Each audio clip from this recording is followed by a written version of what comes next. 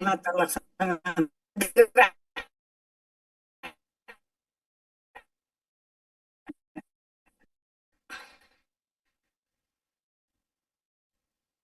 Ya, selamat pada hari ini ada enam kasus akan dibawakan oleh tahun dari RSUD Dr. Mawar di Surabaya UNS dengan diagnosis kasus sinoma sinoma paru M1 C4 BPS1 sarkode diploma yang akan dipersilakan.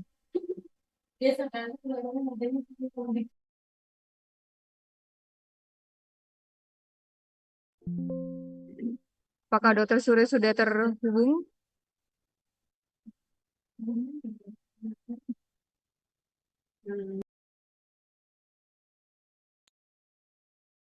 Assalamualaikum warahmatullahi wabarakatuh. Apakah suara saya terdengar, Dok?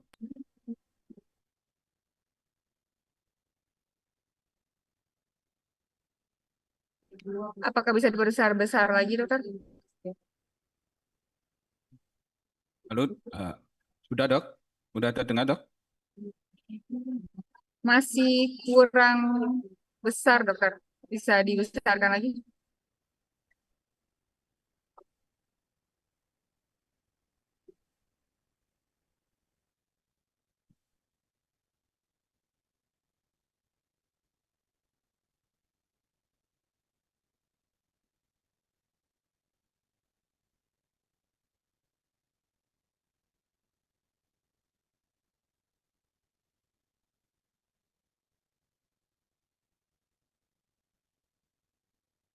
Mohon maaf, Prof. dan Dr. Ini baru diperbaiki, Dok.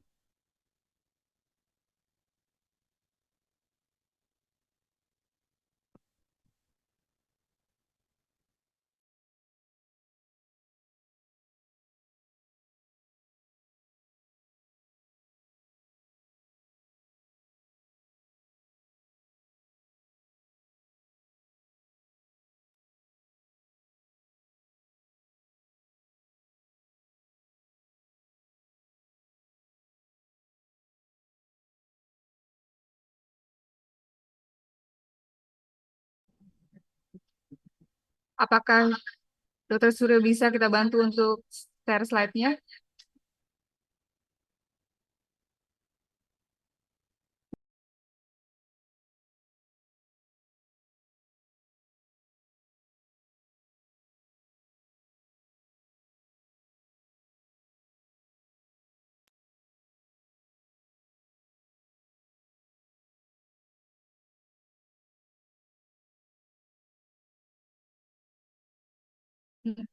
Masuk kasus kedua, jangan nunggu-nunggu. Masuk kasus kedua. Baik, Prof. Karena Dokter, ini lanjut belum. kasus kedua oleh atas nama Tuan A, usia 81 tahun dari RS Mitra Medika Medan dari Sulu, Noma sel squamous paru kiri T3, N2, M1C2, paru ipsilateral, pleura, bone dan liver, dan stage 4 BPS1 dengan masalah tata laksana selanjutnya dengan rencana tata laksana selanjutnya yang dipresentasikan oleh Dr. Henny. Silahkan kepada Dr. Henny. Assalamualaikum warahmatullahi wabarakatuh. Salam. Selamat siang Prof dan Dokter, saya akan melaporkan laporan kasus MDT nasional pada hari ini. Nama Tuan A, kemudian umur 81 tahun, suku Melayu, scoring faktor resiko 17 resiko berat, alamat di Medan dengan DPJP Prof Noni dari Rumah Sakit Mitra Medika Medan. Keluhan utama sesak napas, batuk, diagnosis awal karsinoma sel squamosa paru kiri T3N2 Station 10, 4L, 4R, dan 6, M1A, pleura, paru ipsilateral, stage 4A, PS1, diagnosis akhir, karsinoma sel squamosa paru kiri, T3N2, station 10, 4L, 4R, dan 6 M1C2 paru ipsilateral, pleura, bone, liver, stage 4B, PS1 dengan komorbid tidak ada masalah. Bagaimana tata laksana selanjutnya? Pada tahun 2024, pasien datang dengan keluhan sesak napas kronik dialami lebih kurang 2 bulan sebelum masuk rumah sakit. Pasien juga mengeluhkan batuk kronik, nyeri dada kiri, dijumpai selama 2 bulan, fase 6, riwayat torakosintesis sebanyak 4 kali. Pasien kemudian berkunjung ke Kuala Lumpur dan melakukan medical check up. Selanjutnya dilakukan tindakan bronkoskopi, kemudian pemeriksaan histopatologi dengan hasil karsinoma sel squamosa. Pasien menjalani kemoterapi dengan karboplatin dan gemcitabin.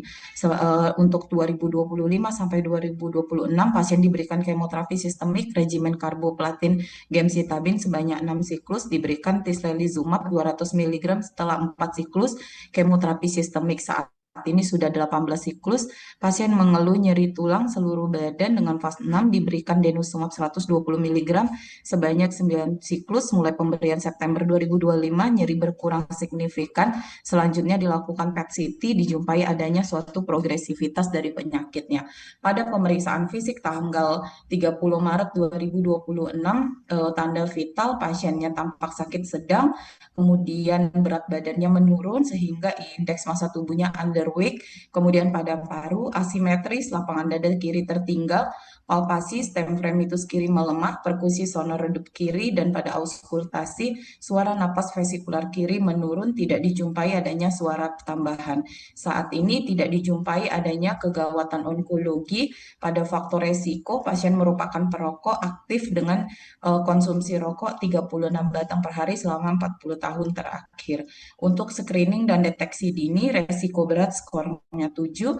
Pada riwayat terapi kanker, yang pertama adalah karboplatin ditambah dengan gemcitabin, siklus pemberian 6 siklus, tanggal terakhir Mei 2025, pemberian tislelizumab 200 mg 18 siklus, terakhir diberikan Maret 2026, kemudian denosumab 120 mg 10 siklus sejak September 2025 hingga saat ini. Berikut merupakan gambaran serial fototoraks pasien. Prof, dari fototoraks awal konsisten tampak adanya lesi atau massa di paru kirinya, kemudian dengan metastasis pada paru kiri. Selanjutnya CT scan toraks dari Thomson Hospital, tetapi pasien tidak ada film basahnya dengan kesan massa di lobus superior paru kiri ukuran 4,6 kali 4,4 cm disertai nodul paru multiple ipsilateral kiri terbesar 2,9 kali 2,4, konsisten dengan keganasan paru primer dengan penyebaran interpulmoner. Terdapat limfadenopati mediastinum multiple terbesar di level 10 kiri 2,2 kali 2,1 cm dengan keterlibatan 4R, 4L, dan 6 sesuai metastasis nodal. Efusi pleura kiri derajat sedang dengan penebalan dan enhancement pleura mengarah ke keterlibatan pleura, tidak tampak metastasis jauh intraabdomen maupun tulang. Kemudian ini Rumah Sakit Materna 6 Januari 2025 dengan kesan CT toraks dengan kontras tanggal 6 Januari 2025 menunjukkan penurunan bermakna dari massa lobus superior paru kiri dari 4,6 kali 4,4 cm menjadi 1,2 kali 1,8. Terdapat pengecilan ukuran limfadenopati mediastinum di 4 dan 6 bandingkan dengan pemeriksaan sebelum. Efusi pleura kiri masih tampak namun berkurang dibanding dengan baseline. Kemudian ini merupakan PET-CT di bulan Maret 2025 dengan lesi primer paru kiri, lesi spekulasi di lobus paru kiri ukuran 1,1 kali 1,8 cm. Kemudian kesimpulannya adalah stable disease metabolik pasca kemoterapi, lesi primer masih ada aktivitas ringan, tidak ada metastasis nodal maupun distan metastasis, tidak ada progresivitas. Selanjutnya dilakukan PET di bulan Agustus 2025.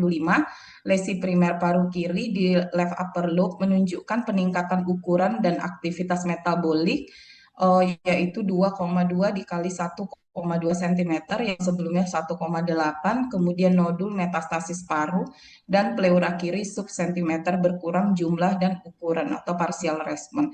Kelenjar mediastinum, prekarinal dan bilateral hilar menunjukkan aktivitas metabolik, kemudian adanya metastasis tulang baru berupa lesi sklerotik hipermetabolik bilateral anterior acetabellum. Tidak ditemukan metastasis jauh di organ lain.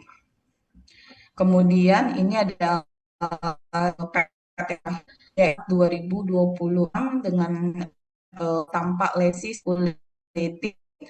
Ini ukurannya 3 kali 0 kali 3,5 cm. Kemudian tabul paru dan pleura multiple lobus as bawah paru kiri mengalami peningkatan ukuran.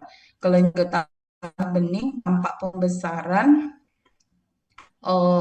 sebesar 1,8 cm sebelumnya 0,8, kemudian pada lobus hepar dengan ukuran terbesar 5,9 dikali 6,4. Pada tulang tampak peningkatan meliputi clivus, scapula bilateral, vertebra, sternum, clavikula kanan, iga bilateral, tulang pelvis bilateral dan femur bilateral. Tampak fraktur kompresi pada L1 L5 sampai 5, sebagian disertai peningkatan aktivitas FDG. Kemudian kesimpulannya adalah menunjukkan suatu progressive disease. Berikut adalah hasil bronkoskopi di mana dilakukan juga CT guided pada pemeriksaan pada pasien ini dan juga hasilnya yaitu pada biopsi paru CT guided transthoracic IHK poorly differentiated squamous cell carcinoma CK7 positif, C40-nya positif, TTF1 negatif, CD56-nya negatif. Berikut adalah hasil pemeriksaan NGS dengan kesimpulan NGS tumor paru tidak menunjukkan mutasi driver yang dapat ditargetkan, ditemukan mutasi TP53 dan PE258. Dilakukan juga pemeriksaan untuk ekspresi dari PDL1 30%. Berikut kesimpulannya, Prof. Selanjutnya untuk pemeriksaan lumbal, MRI lumbal terdapat bulging di L3, 4, L4, 5 yang menunjukkan adanya suatu keterlibatan metastasis di tulang, Prof. Kemudian pada MRI brain pada bulan April tidak nampak adanya intracranial soul. Kemudian berikut adalah recisnya untuk subjective respon terjadi increase. Kemudian subjektif respon berat badannya menurun, decrease. Kemudian dilakukan recis di mana dengan kesimpulan lesi target berkurang 73%, kemudian non targetnya lesi baru tidak ada. Ini merupakan recis yang pertama, Prof, dengan CT scan toraks. Kemudian dilakukan recis dengan PET scan karena pasien melakukan PET scan. Pada subjektif respon, symptoms hasilnya increase karena sesak napas dan keluhan nyeri tulangnya berkurang. Kemudian berada makin durable nyeri. Kemudian ini merupakan recis untuk progressive disease. Dijumpai adanya lesi yang bertambah 40%, kemudian lesi non targetnya itu CR non PD, kemudian lesi barunya dijumpai overallnya progressive disease. Ini adalah based on PET scan. Diagnosis awal karsinoma sel squamosa paru kiri T3N2 station 10 4L4R6 M1A pleura paru isi lateral stage 4A PS1. Diagnosis akhir karsinoma sel squamosa paru kiri T3N2 station 10 4L4R6 M1C2 paru ipsi lateral pleura bone liver stage 4B PS1. Riwayat pengobatan kemoterapi dengan jimin karboplatinatabin 6 siklus, tislelizumab siklus ke-18, denosumab siklus ke-9. Komorbid tidak ada. Masalahnya apakah terapi PDL1 dapat dilanjutkan dengan pasien yang progressive disease Kemudian apakah dapat dilakukan pemeriksaan NGS liquid sebagai follow up ICI-nya, pemberian ICI dan menilai MRD-nya. Terima kasih Prof. dan Dokter, saya kembalikan ke moderator. Masalah resis ya, masalah resis ini dari mulai diagnosis sampai sekarang berapa? Survivalnya udah berapa bulan? Sudah kalau survival 18 Prof. 18 bulan ya. Termasuk Royal kita ngasih obat ya, 18 bulan. Kalau yang waktu tadi awal itu dikasih kemo dikombinasi dengan CPI nggak? Pada siklus keempat baru Baru diberikan mulai. Prof. Iya Prof. Dari jurnal kalau yang ini KSS ini respon nggak ya dengan monoterapi? CPI. Di jurnal beberapa kasus DCS Prof kan ada non squamous sama squamous ya Prof.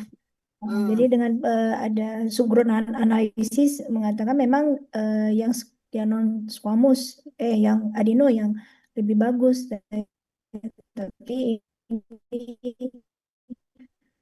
squamous juga andanya itu kira-kira sekitar 11-12 bulan Prof. Iya. Sudah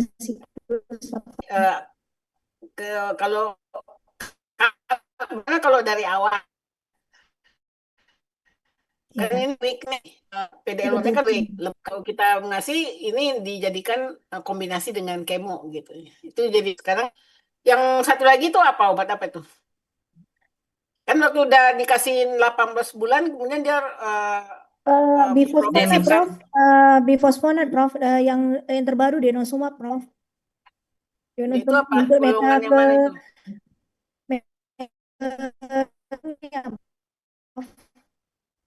Jadi di Maret ya. Ya. Maret 26 kita tertib dulu dong. Dari 26 apakah ini progresif? Tadi katanya progresif karena ada ya, deliver yang baru kan nggak bisa lagi, memang udah progresif lagi gitu kan. Itu lama. Dari awal sebenarnya sudah ada. Boleh sampai 2 tahun. Baik, Sekarang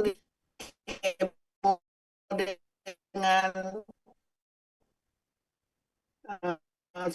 kita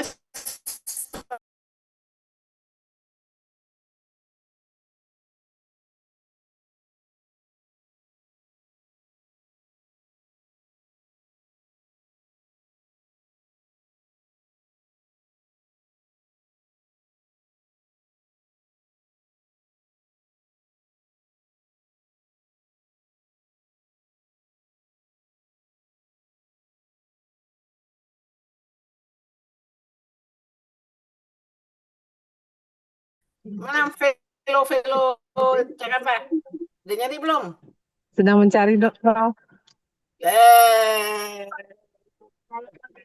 Nanti yang Velo coba dicari definisi progresif WHO beda nggak sama resis? Siap Prof.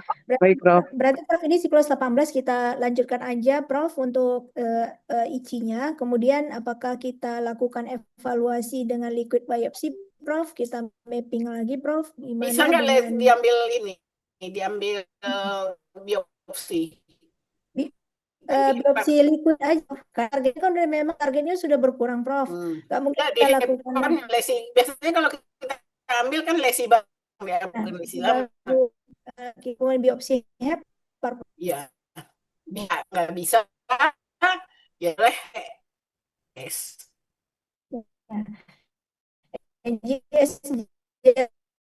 Kita akan evaluasi. Karena kan kalau yes itu kan untuk menentukan untuk PDL hanya lebih menentukan dari TKI-IGR. Ya, betul. Untuk PDL-an enggak bermakna itu positif apa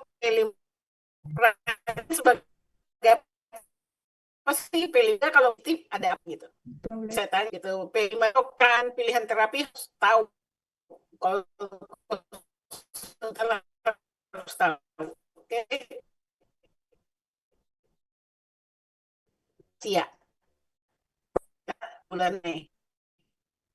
Boleh, Prof.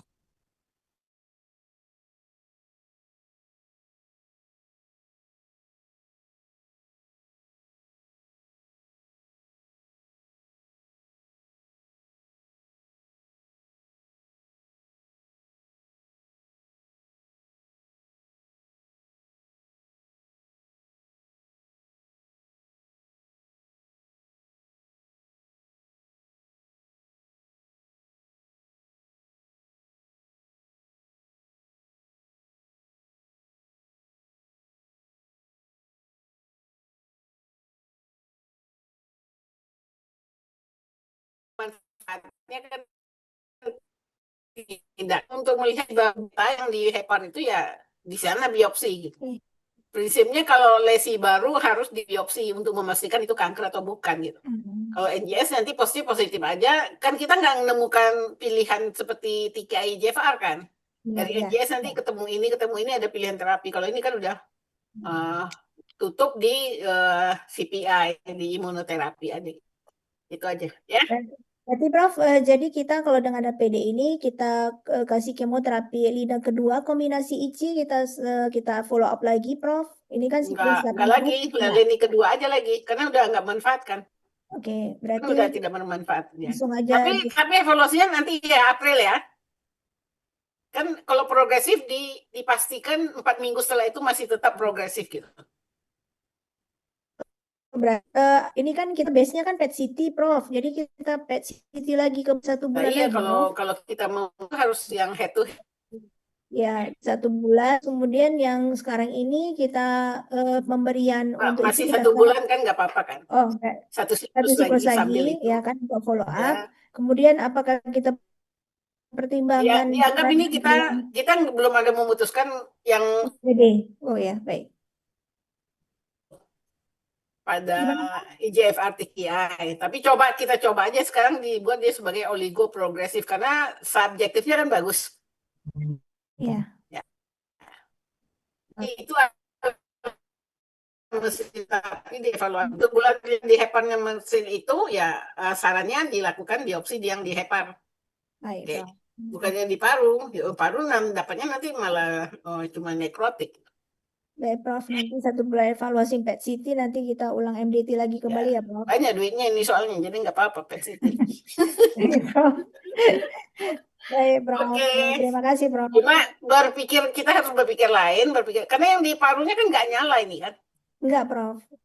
Kemungkinan dia udah nggak ada yang di paru, makanya Dia masuk bukan peningkatan ukurannya cuma sedikit, tapi bukan ukuran kalau yang ini kita lihat aktif tidak aktifnya. Metabolik. Kelebihan dari PET CT kan itu aktif atau tidak aktif. Ada peningkatan, Prof, tapi tadi tidak menyala, cuma koneng-koneng itu enggak itu. Harus menyala. Oke, paham ya?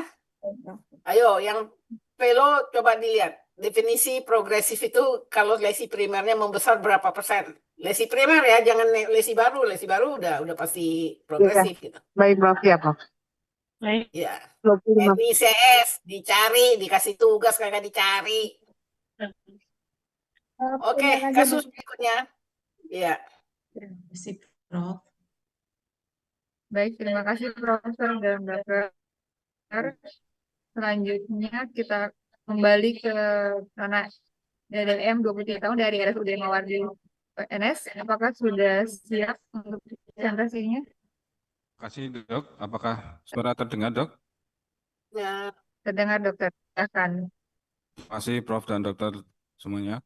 Sebelumnya saya minta maaf, tadi sempat ada gangguan teknis, Dok. Sering gangguan, mesti siap. Siap, Dok. Siap, Prof.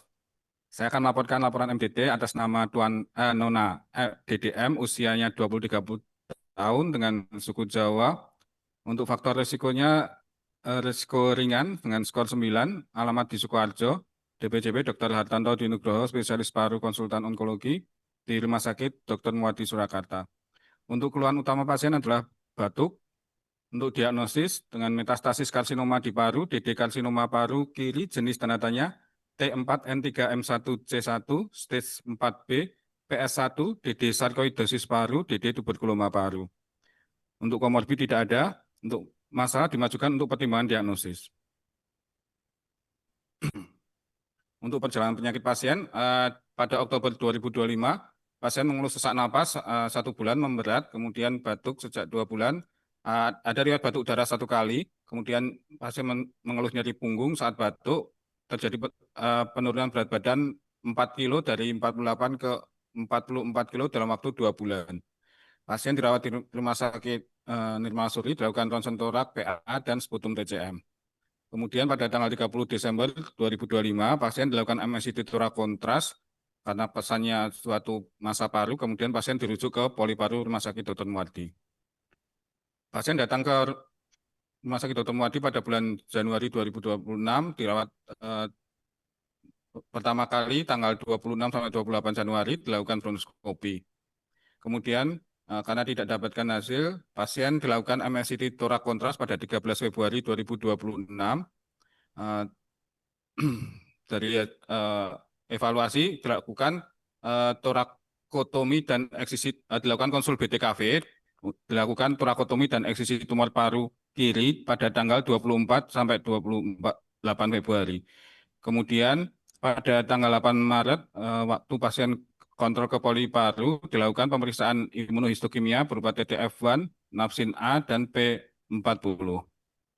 Karena belum mendapatkan hasil juga, pada tanggal 31 Maret 2026, pemeriksaan imunohistokimia yang kedua berupa pemeriksaan IHK-CK, CK7, CK20, dan sinapofisin kalretinin. Untuk pemeriksaan fisik pasien pada saat kontrol pada tanggal 24 Februari 2026, kondisi pasien dalam kondisi stabil, saturasi 97% dengan room air. Kemudian untuk pemeriksaan fisik didapatkan pemeriksaan abnormal berupa redup di SIC3-5 hemitoraks sebelah kiri, kemudian pada auskultasi didapatkan vesikular menurun di SIC3-5 hemitoraks sebelah kiri. Untuk kegawatan onkologi tidak ada. Untuk skor screening Yasto PDPI 2023 didapatkan skor 9 atau risiko ringan.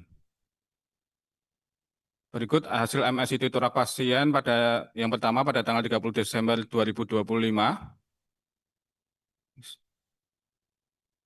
Didapatkan kesimpulan konsolidasi seperti massa, bilateral, inhomogen, dominan soft tissue, sebagian udara dan fat atau lemak, kemudian mungkin lipoid pneumonia, DD, TB paru, atau massa paru. Kemudian dapatkan multiple nodul solid miliar dengan distribusi random bilateral, suspek karena TB, DD pneumonia bakterial lainnya. Kemudian dapatkan pemadatan soft tissue nodal station paratrakea inferior bilateral dan subkarinal, kemungkinan suatu limfadenopati. Pasien juga pernah dilakukan pemeriksaan sputum TCM pada tanggal 25 Oktober 2025 dengan hasil MTB not detected.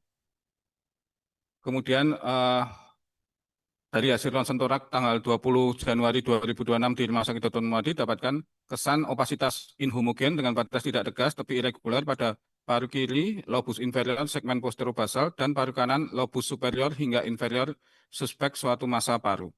Kemudian dapatkan gambaran pneumonia bilateral, multiple nodul miliar bilateral, efusi kiri minimal, DD pneumonic type, nodular type, dan subpleural type pulmonar metastasis.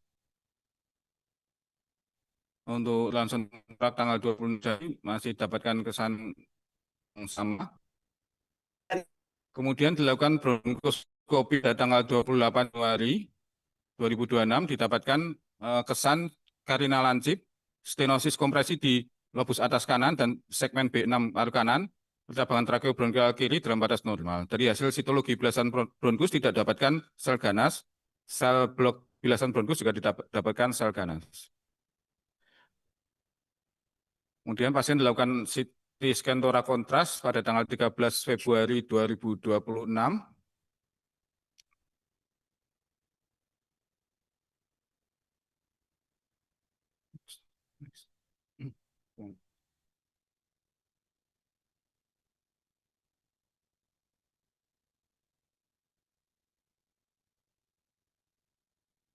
Next. Kesannya suatu konsolidasi disertai multiple kavitas dengan gambaran lesi nekrotik di dalamnya membentuk gambaran air fluid level pada paru kanan lobus inferior segmen superior dan paru kiri lobus inferior segmen superior mengarah ke gambaran infeksi granulomatous disease atau pulmonary sarcoidosis. TB paru bekas peradangan paru bilateral aktif limfadenopati pada mediastinum station 2R4RL dan aksila bilateral. Mendapatkan gambaran efusi pleura bilateral minimal. Kami lakukan ronto pada tanggal 16 Februari didapatkan gambaran konsolidasi multiple gambaran air fluid level pada medial cell pulmobilateral suspek proses infeksi. Sesuai dengan hasil CT scan.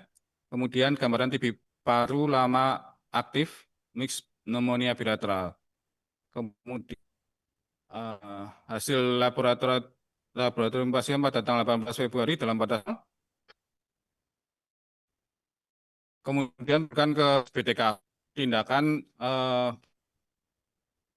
operasi torakotomi dengan dilakukan torakotomi eksplorasi didapatkan massa di antara lobus superior dan inferior paru kiri konsistensi keras, keluar cairan nanah. Kemudian dilakukan wedge excision pada bagian tersebut. Ronsen torak pada saat pos operasi di ICU didapatkan gambaran konsolidasi serta mobilitas di dalamnya membentuk gambaran air level pada medial zone paru lama aktif pneumonia bilateral, kemudian sema subkutis pada dinding dada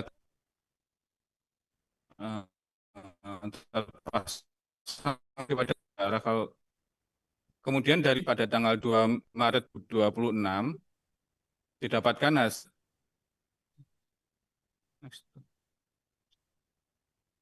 dari mikroskopis gambaran tumor berpola epitelial padat invasif tanpa lytic sel dengan sitoplasma, inti atipikal dan polimorfia menyerupai tubulus. Kromatin dengan inti yang kasar, sebagian sel-sel dengan relatif berukuran besar. Kesimpulan dari diagnosis PA, paru lobus sinistra didapatkan karsinoma infiltratif yang dapat berupa adenokarsinoma, adenosquamous karsinoma, karsinoma sel squamous, ataupun pleomorphic karsinoma paru. Saran pengecatan imunohistokimia dengan napsin A, P40, dan TTF1. Sudah dilakukan pemeriksaan IHK pada tanggal 11 Maret 2026, didapatkan hasil TTF1 negatif pada sel tumor, napsin A negatif pada sel tumor, P40 negatif pada sel tumor.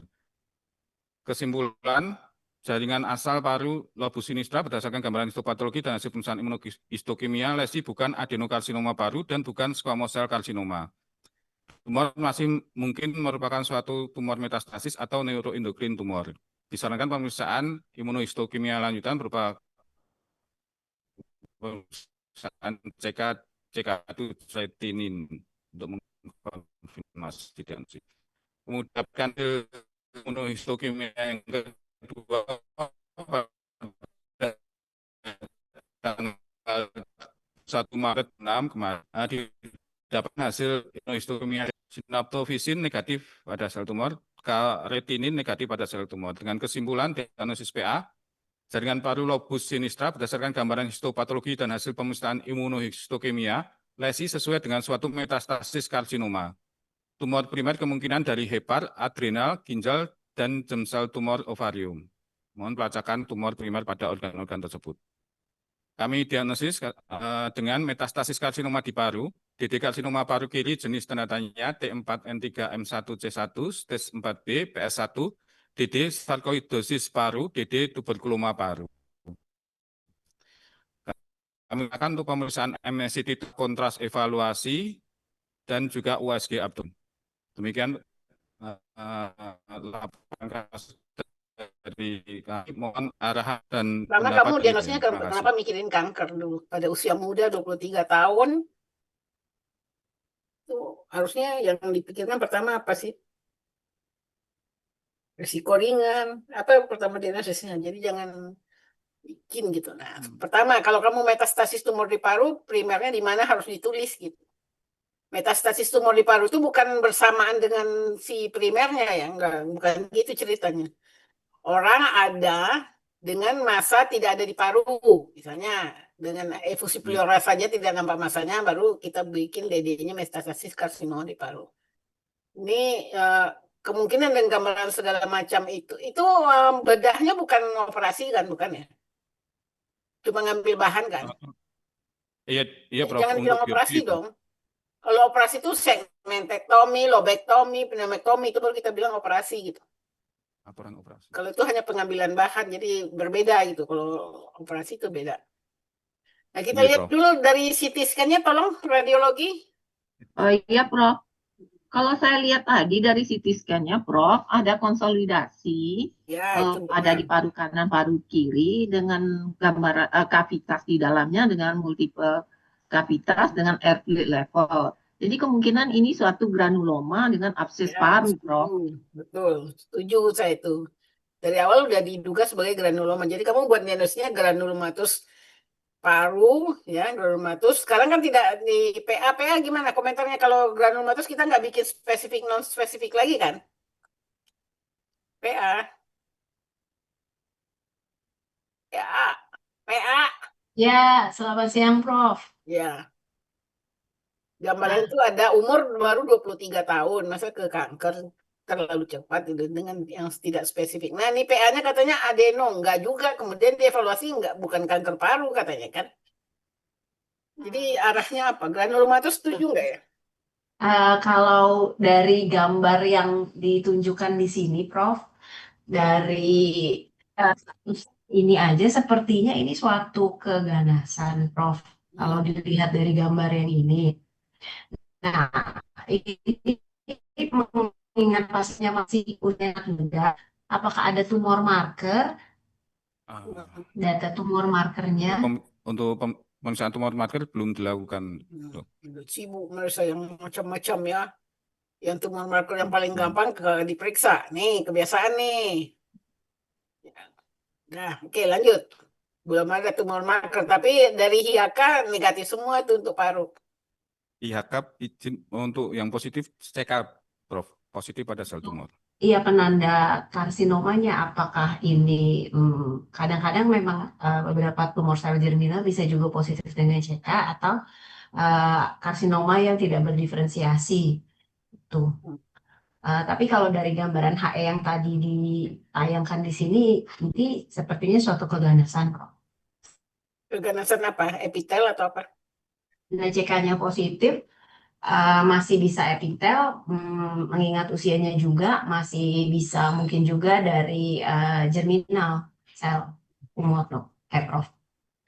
Jadi diagnosanya kita buat adalah granulomatus dulu ya. Satu DD-nya itu tumor medisinum, DD kanker paru tetap di DD. Tapi dilakukan pemeriksaan, walaupun kanker paru kan udah tersingkirkan tuh hanya CK itu aja gitu. Nah, tumor marker diperiksa gitu. Kalau granulomatus terbanyak di Indonesia kan TB ya, dengan gambaran-gambaran seperti itu, apakah TB boleh dikasih OAT dulu nih di proof? Baik, Prof. PA, proof. Sementara nunggu-nunggu hasil segala macam, kita proof aja dengan TB dulu gitu ya. Karena kalau membentuk masa konsolidasi ini nggak akan dapat kamu BTA-nya kan nggak dapat. TCM juga nggak dapat. Jadi bukan berarti dia bukan TB gitu.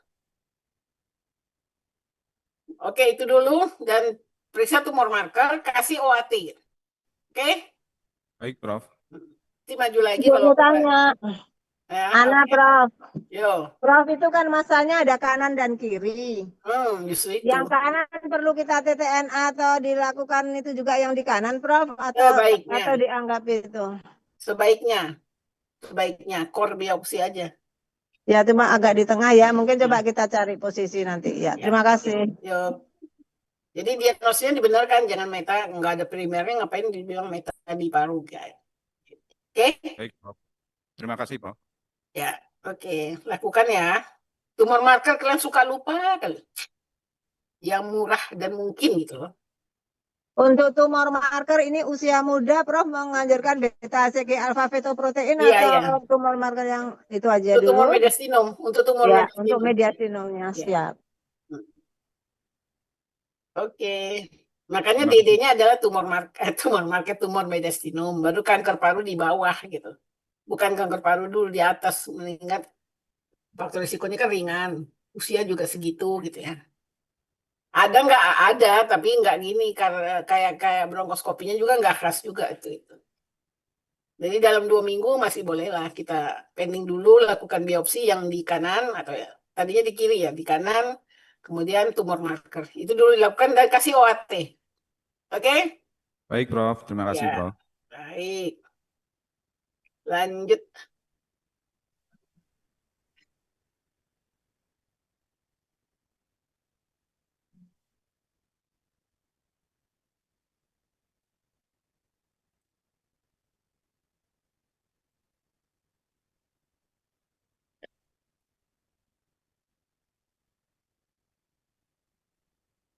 Ada pendapat lain kah?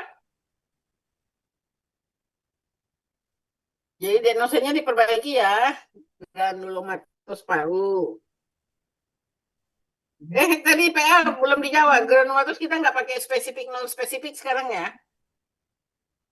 PA Iya ya Prof. ya oke. Masih sih Prof, masih pakai spesifik non spesifik kalau di persahabatan. Enggak. Kalau ini spesifik nggak non spesifik? Kalau yang dari gambar tersebut sih nggak terlihat ada granuloma, yaitu sel tumor ganas semuanya Prof. Oke.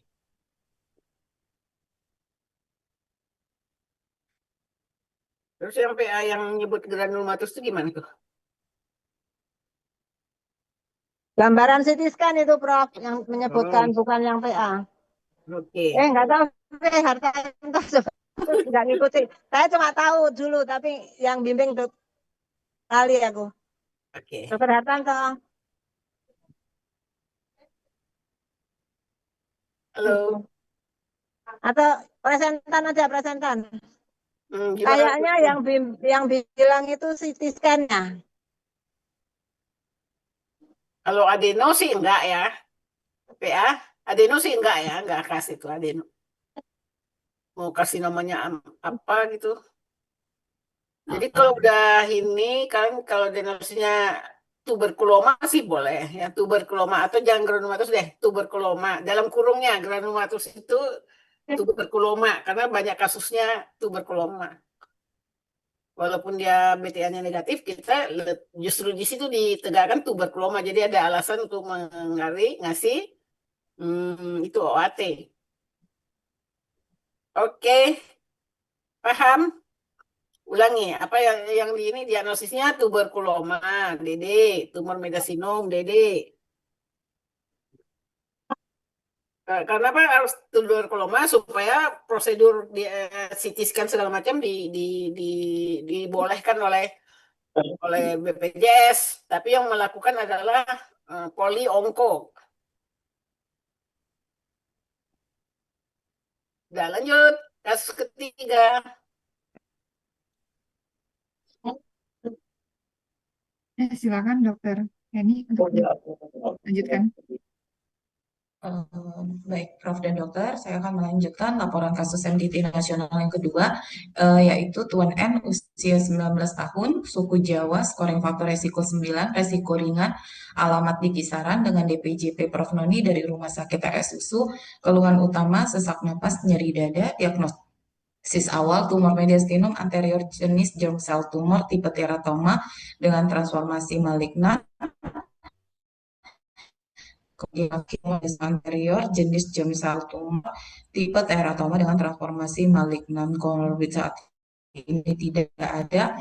Bagaimana tata laksana selanjutnya perjalanan pada Oktober 2025, pasien datang ke klinik dokter paru dengan efus leukemia masif kiri, dengan pemasangan pigtail di sebelah kiri, evakuasi cairan 350 cc Waseros hemorrhagis. Hasil sitologi cairan pleura dengan kesan inflamasi dilakukan core biopsi, ditemukan proses radang kronik non spesifik dengan jaringan fibrotik. Dan pemeriksaan core biopsi second opini didapatkan kesan malignan germ cell tumor tipe teratoma dengan malignan transformation. Pasien kemudian dikemoterapi dengan regimen BEP dan evaluasi tumor marker. Pada Januari 2026, pasien dilaporkan pada MDT setelah kemoterapi siklus ketiga dilakukan evaluasi CT scan dengan kesan progresif disease. Advis selanjutnya kemoterapi dilakukan sampai 6 siklus dan dibawakan kembali untuk dilaporkan MDT bagaimana tata laksana selanjutnya. Keluhan saat ini sesak napas, nyeri dada dengan fase 5, kemoterapi sudah diberikan sebanyak 6 siklus, sudah dilakukan CT scan toraks dan pemeriksaan tumor marker. Pada pemeriksaan fisik, keadaan umum pasien tampak lemas, kesadarannya kompuls mentis, kemudian pada pemeriksaan paru, asimetris, penektasi, dan vena kolateral tidak dijumpai. Taktil fremitus kiri melemah, kemudian redup pada lapangan paru kiri, suara pernapasan vesikuler melemah di lapangan paru kiri, tidak dijumpai adanya suara tambahan pada paru. Di saat ini tidak ada dijumpai kegawatan onkologi dengan faktor resiko yaitu perokok, tapi sudah berhenti sejak keluhan pertama kali muncul. Ini adalah hasil pemeriksaan tumor marker, Prof. Sudah direkap dari tanggal 3 Oktober. Terjadi peningkatan AFP yaitu 1973 dan beta HCG 704,81. Pada pemeriksaan di bulan Desember sudah menurun 16,70 AFP. Beta HCG kurang dari 5, kemudian yang terakhir 2026 AFP-nya 3,8, beta HCG kurang dari fototoraks 6, kemudian bulan 10 dijumpai suatu tumor mediastinum dengan efusi pleura kiri. Kemudian berikut adalah CT toraks tanpa kontras pada 10 Oktober 2025. Pada CT dengan kesan tumor anterior mediastinum yang menekan great vessel dan jantung serta left upper lobe bronchus menyempit. Juga tampak pleural effusion kiri dan pericard effusion, pneumonia left lower lobe paru.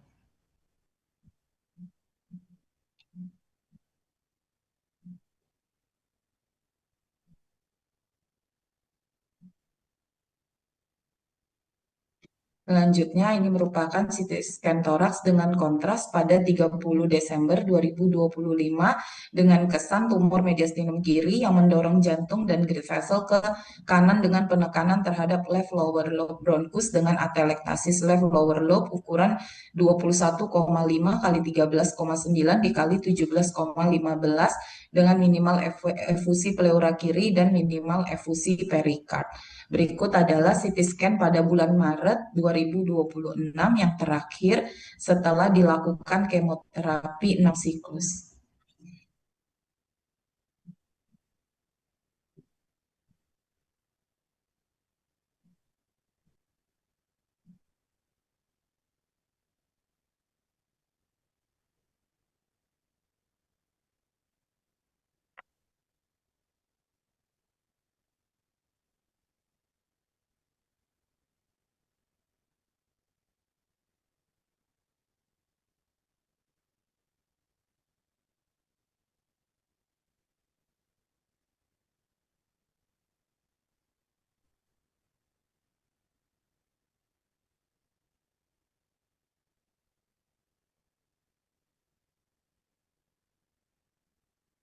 Ya udah lanjut.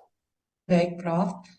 Selanjutnya dengan kesimpulan massa tumor di mediastinum anterior dengan kriteria dan perluasan menggambarkan germ cell tumor, limfadenopati paratrakeal kanan 4R, massa menekan vena bronchia sepalika kiri yang menyebabkan SPKS, efusi pleura kanan minimal disertai efusi perikard minimal, atelektasis kompresif paru kiri. Kesannya jangan kau baca.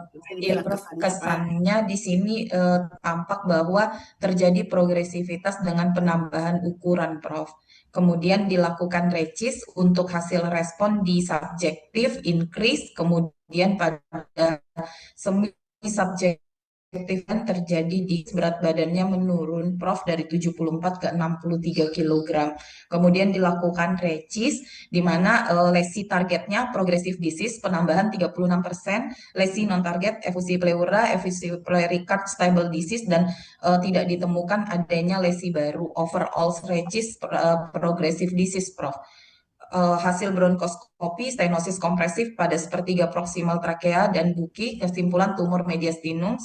Kemudian ini merupakan hasil dari histopatologi core biopsy. Dijumpai gambaran morfologi malignan germ cell tumor tipe teratoma dengan malignan transformation.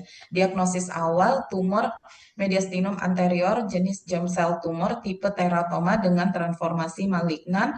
Diagnosis akhir tumor mediastinum anterior jenis germ cell tumor tipe teratoma dengan transformasi malignan. Riwayat pengobatan kemoterapi sistemik dengan regimen BEP beri sebanyak 6 siklus. Saat ini tidak ada komorbid. Masalahnya bagaimana tata laksana selanjutnya? Apakah pasien kandidat untuk tindakan operasi atau apakah perlu dilakukan Prof radioterapi terlebih dahulu kemudian dilakukan operasi? Terima kasih Prof. Saya kembalikan ke moderator. Kalau dari karakteristik usia dan kemudian tumor marker lebih kuat ke germinal ya, non seminoma. Tapi dari foto torak itu teratoma kuat atau enggak? Silakan radiologi.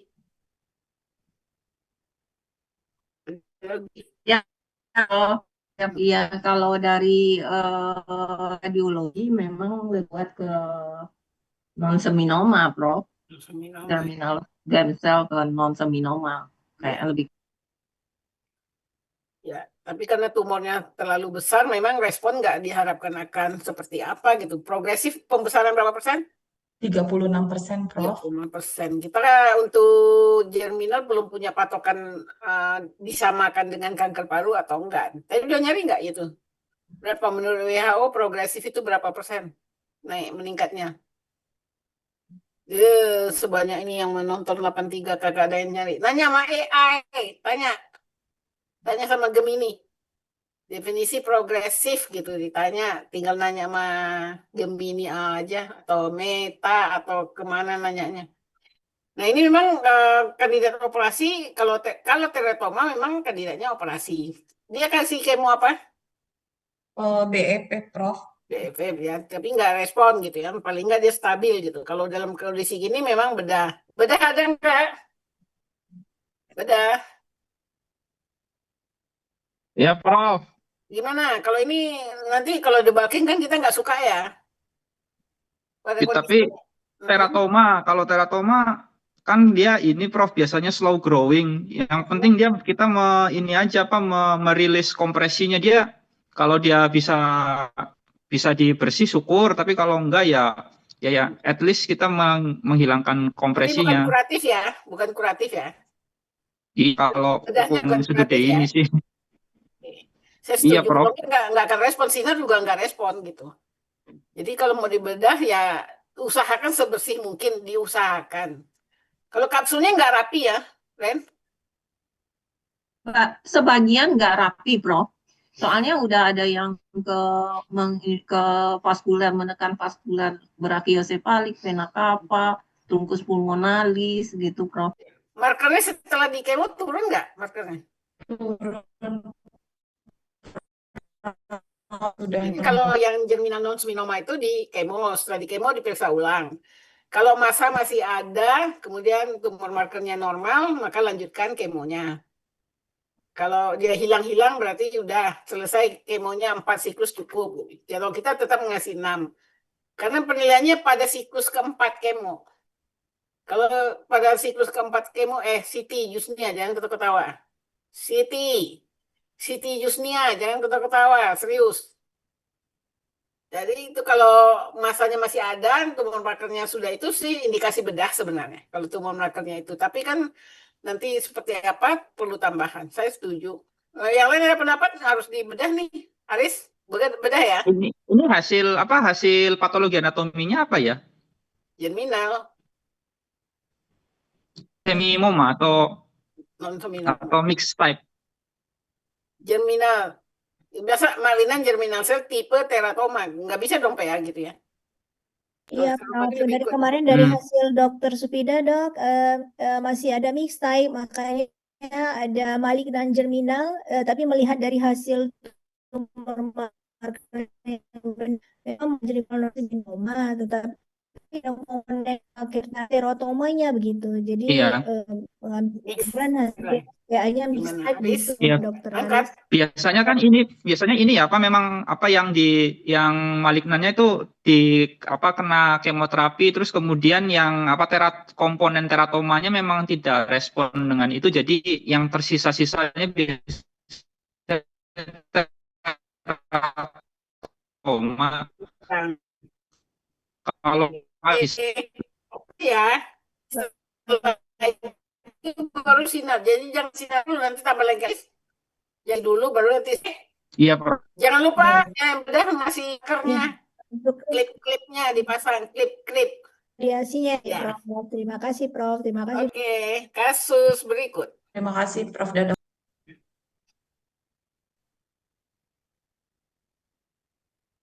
Terima kasih, Dokter. Selanjutnya kasus keempat atas nama Tuan M, 44 tahun dari RS Mitra Medika Medan USU dengan diagnosis adenokarsinoma paru kanan T4N0 M1C1 pleura brain and stage 4B PS1 dengan masalah dan rencana tata laksana selanjutnya yang dipresentasikan oleh Dr. Adin. Dr. Adin, silahkan. Baik, terima kasih. Assalamualaikum warahmatullahi wabarakatuh. Saya izin melaporkan pasien MDT hari ini dengan nama Tuan Mariani. Izin, kenapa kau minta izin? Kalimat izin. Dengan umur 44 tahun, dengan suku dan alamat di Aceh, DPJP Prof. Noni, dengan di Rumah Sakit Mitra Medika Premier Medan, keluhan utama nyeri dada, dengan diagnosis awal adenokarsinoma paru kiri, T4N0 M0 stage 3 APS1, dengan EGFR wild type, ALK negatif, PD-L1 12%, TP53 2%. Diagnosis akhir, adenokarsinoma paru kanan T4N0 M1C1 pleura brain, stage 4 BPS1, progressive disease, dengan komorbid tidak dijumpai, dengan masalah pelaksanaan lebih lanjut. Perjalanan penyakitnya 2025, pasien datang dengan keluhan nyeri dada dengan fase 4, pasien dilakukan CT scan torak IV kontras, CT scan brain non kontras, USG abdomen, dan core biopsi dengan hasil histopatologi adenokarsinoma. Pasien diberikan kemoterapi dengan karboplatin palmeteset 6 siklus. Kemudian pada 19 Februari 2026, pasien datang ke Rumah Sakit Mitra Medika Premier dengan keluhan nyeri kepala dengan fase 7, kemudian sesak nafas tidak dijumpai, nyeri dada kiri dijumpai dengan fase 2, pasien direncanakan dilakukan pemeriksaan CT scan torak IV kontras, MRI brain kontras, dan USG abdomen.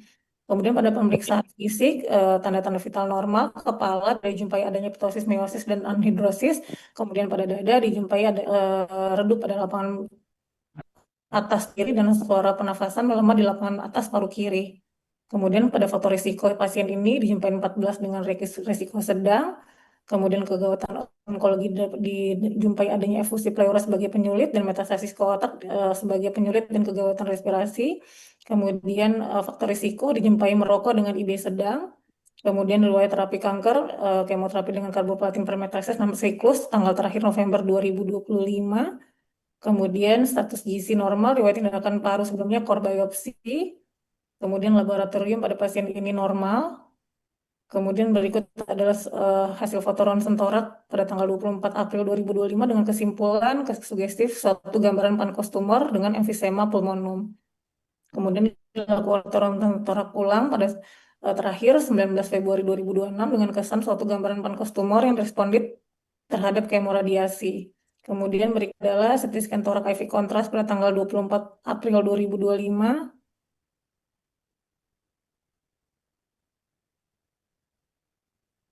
Dengan kesimpulan sugesti suatu gambaran pankreas tumor dan emfisema pulmonum dengan tampak lesi esogen 7,95 cm dikali 6,29 cm. Kemudian berikut adalah CT scan torak IV kontras pada tanggal 30 bulan 8 2025.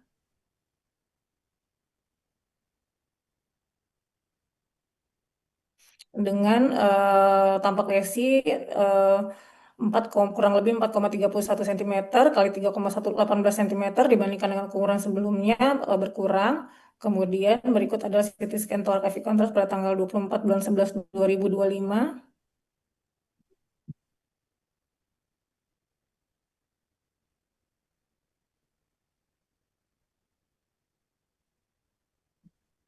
Dengan masih tampak leak di paru pada apex posterior dengan ukuran kurang lebih 2,88 cm dikali 1,66 cm dibandingkan dengan ukuran sebelumnya 4,31 cm dikali 3,18 cm. Kemudian berikut adalah CT scan thorax IV kontras pada tanggal 20 Februari 2026.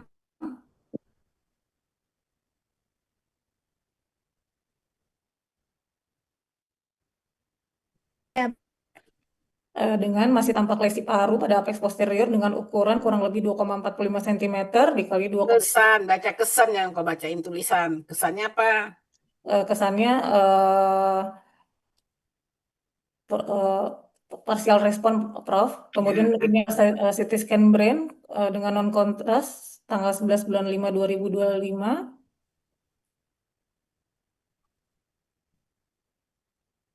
Dengan kesimpulan tidak tampak kelainan pada head scan tanpa kontras saat ini. Kemudian berikut adalah CT scan MRI head kontras pada tanggal 19 Februari 2026.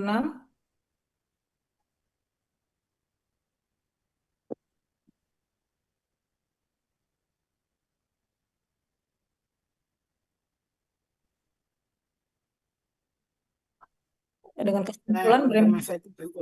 kesimpulan brain metastasis. Kemudian berikut adalah USG abdomen pada tanggal 24 April 2025 dengan kesimpulan tidak tampak kelainan.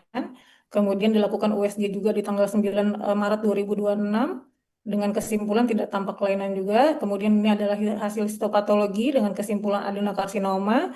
Kemudian EGFR dengan kesimpulan not detected.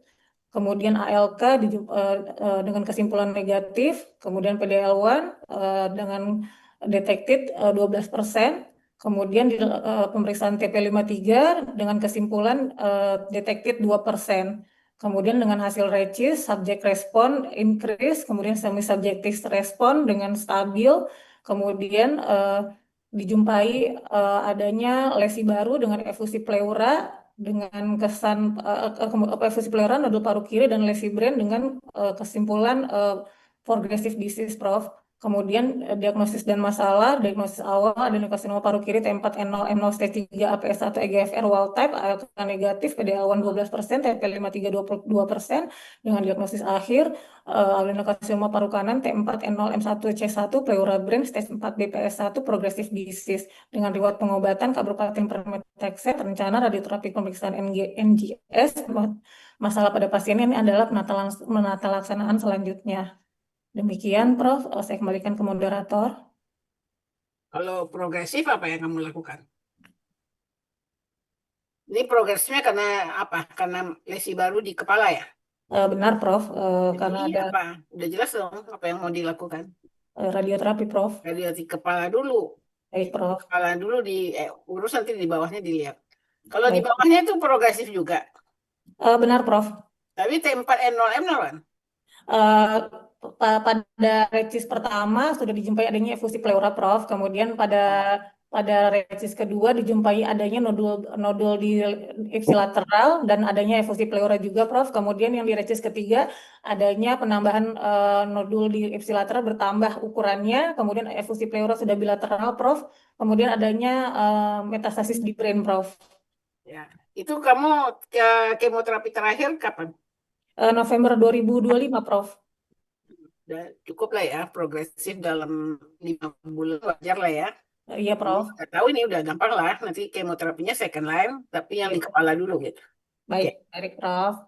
Ya. Prof, Baik, izin Prof, ini sudah diberi radioterapi rupa Dr. Andin, sudah siklus sudah yang ke-7 pada hari ini radioterapi kepala ya, Prof.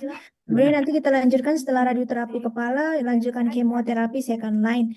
Nah, ini ada tadi PDL1-nya, ini sebelumnya saya dirujuk sama SPP sebelumnya, Prof. Jadi awalnya belum dilakukan kombinasi kemo dengan terapi ICI, jadi berarti dengan ini Second line tambah dengan itu ICI. ya, berarti docetaxel tambah ICI kan, Prof. Ya. Nah, untuk yang kondisi seperti ini, brain yang saya mau nanyakan, kalau mereka mau menanyakan apakah ada tambahan anti FVGF ya kan, Prof? apakah bisa dengan brain radioterapi tapi tidak ada seperti brain meta, apakah bisa ada tempatnya Prof untuk kasih Tinggal ATM? milih, jangan dihajar semua. Kamu mau kombinasi dengan GFR itu yang anti Ramurisumab, Prof. atau milih yang pakai ICI. Jadi jangan dihajar tiga-tiganya, nggak ada juga itu kombinasi 3 dengan kerja yang beda-beda itu. Tinggal milih, tetap ada kemo, mau milih dengan imunoterapinya atau mau milih yang anti FGF ya, Prof. ya, pilih ya. Tapi asal tidak ada riwayat perdarahan ya. Ya, tidak dari pendarahan memang ya, Prof. Ya. Jadi jangan dihajar semua mau dikasih, ya pastinya nggak sanggup gitu Baik, Prof. badannya. Ada pendapat lain? Pernah nggak ada kombinasi antara ini sama ini dengan kerja yang berbeda, ada nggak ya? Ada yang punya pengalaman? Berarti belum ada di guideline, berarti nggak ada pengalaman. Oke, jangan dibuat dulu yang baru. Kombinasi boleh, tapi milihnya salah satu dulu. Oke. Baik, Prof. Jadi setelah radioterapi kepala, kita lanjutkan kemoterapi second line dengan ICI dulu ya, Prof. Karena TPS 100%. Baik, Prof. Baik, terima kasih, Prof. Yuk. Baik, Prof. Terima kasih, Prof. Assalamualaikum, Prof. Waalaikumsalam. Baik, Prof. Untuk kasus selanjutnya, atas nama pasien Nyonya LH, 26 tahun dari RS Persahabatan UI dengan trakeomalacia dan stenosis trakea pada bekas TB endobronkial dengan destokardi dengan masalah gawat napas berat, obstruksi saluran napas utama etkausa trakeomalacia dan stenosis trakea, buka, hiperkapni, pneumotorax sekunder kanan, perbaikan dengan arteris lobus bawah paru kanan dengan lewat hemoptisis. Rencananya dimajukan untuk kanalisasi selanjutnya pertimbangan pemasangan metalik stent yang akan dibawakan oleh Dokter Mala. Silakan Dokter. Selamat siang Prof dan Dokter. Saya mau melaporkan pasien atas nama Nona LHK usia 26 tahun. Pasien dengan keluhan utama sesak, kemudian dengan diagnosis trakeomalacia dan stenosis trakea pada bekas TB endobronkial dengan komorbid bekas TB, dextrokardi, terduga agenesis paru kanan dengan masalah saat ini talaksana selanjutnya dan pertimbangan pemasangan metalik stretch stent. Next. Pasien merupakan rujukan Prof. Pasien ini mengalami sesak disertai napas berbunyi dan mudah lelah sejak setelah pengobatan TB tahun 2021 sampai saat ini. Kemudian pada Februari 2026 pasien dilakukan 2 kali bronkoskopi di Rumah Sakit Respira Jogja dan di RS Aryo Salatiga. Lalu bulan Maret pasien dirujuk ke Rumah Sakit Persahabatan untuk rencana dilatasi balon sampai dengan pertimbangan pemasangan stent. Kemudian pasien saat dilakukan bronkoskopi kaku pasca balon dilatasi mengalami desaturasi sehingga ditunda untuk pemasangan stent. Lalu dilakukan tracheostomi sito oleh TSBTKV dan rencana perbaikan KU terlebih dahulu. Pasien kemudian ditransfer ke RICU selama 10 hari, lalu setelah tanggal 26 Maret pasien pindah ke ruang perawatan biasa selama 3 hari, kembali sesak sehingga ditransfer lagi ke ICU dan dilakukan bronkoskopi bronchial toilet sito, kemudian kanul trakeosnya diganti dengan ETT non-kinking nomor 7,5 saat ini. Pasien saat ini direncanakan untuk pemasangan metalik stretch stent dengan pertimbangan untuk menjaga patensi jalan napas. Kemudian untuk pemeriksaan fisis, terakhir pasien sudah kompos mentis dengan tanda vitalnya dalam batas normal. Kemudian saat ini masih terpasang tracheostomi on ventilator. Untuk pemeriksaan fisis yang bermakna pada paru ditemukan asimetris kanan tertinggal dengan perkusi redup dan pada auskultasi ditemukan vesikuler kanan menurun dengan ronki. Kemudian untuk foto toraks berikut merupakan foto toraks perbandingan dari rumah sakit rujukan dari Rumah Sakit Respira Yogyakarta yang ditemukan dengan kesan destroyed lung kanan dengan sequel atelektasis, lobus medius, lobus inferior dan sebagian lobus superior paru kanan dan hiperinflasi pada paru kiri. Kemudian dilakukan fototoraks serial di Rumah Sakit Persahabatan dengan expertise terduga atelektasis paru kanan dan dextrokardi. Kemudian berikut merupakan fototoraks tanggal 25 sampai tanggal 31, relatif infiltrat sempat berkurang, kemudian bertambah lagi di tanggal 31. Berikut merupakan Bismillahirrahmanirrahim. CT Assalamualaikum toraks warahmatullahi wabarakatuh. 5 Staf Maret pengajar 2026 dengan Gimana dokter kabarnya hari ini, Dok? kesan terdapat gambaran agenesis paru kanan dengan emfisema kompensasi paru kiri yang herniasi sampai ke hemitoraks kanan dan herniasi jantung ke hemitoraks kanan.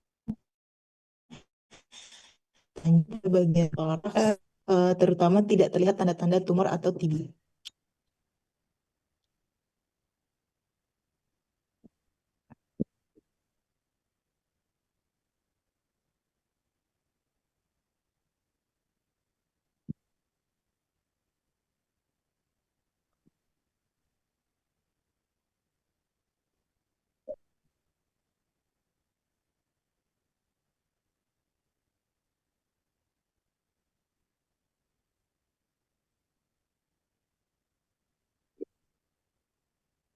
Bisa berikutnya. Berikut merupakan expertise dari Rumah Sakit Persahabatan. Berikut merupakan hasil bronkoskopi di Rumah Sakit Paru Respira Jogja. Ditemukan stenosis trakea dan stenosis bronkus utama kanan. Di sana hanya dilakukan bilasan bronkus dan diperiksakan TCM serta kultur bilasan bronkus. Kemudian dilakukan bronkoskopi lagi 3 hari kemudian di Rumah Sakit Paru Aryo Salatiga. Ditemukan stenosis trakea dengan kesan malasia dari proksimal hingga distal trakea dan tidak dilakukan balon dilatasi. Kemudian dilakukan perujukan ke Rumah Sakit Persahabatan. Berikut merupakan bronkoskopi ketiga di Rumah Sakit dan pertama di Rumah Sakit Persahabatan. Ditemukan stenosis sikatrik di proksimal dan stenosis sikatrik menutup total buka. Pada bronkoskopi yang ini hanya dilakukan bilasan bronkus. Berikut merupakan video saat bronkoskopi pertama di Rumah Sakit Persahabatan. Buki masih terbuka, kemudian gambaran bukanya tertutup total. Skop tidak dapat masuk. Berikut merupakan video dari bronkoskopi kaku keesokan harinya. Dilakukan bronkoskopi kaku dan balon dilatasi. Ditemukan stenosis sikatrik disertai jaringan granulasi yang menutup hampir total midtrakea dan stenosis sepanjang kurang lebih 4 cm. Dapatkan stenosis sikatrik yang menutup total muara buka. Di sini dilakukan evaluasi dengan rigid bronkoskopi, kemudian balon trakea dan dilanjutkan dilanjutkan trakeostomi oleh TSBT-KV dan terpasang trakeostomi tube nomor 7 dengan ujung tip berada di muara buki. Ini untuk video dari rigid bronkoskopinya. Berikutnya.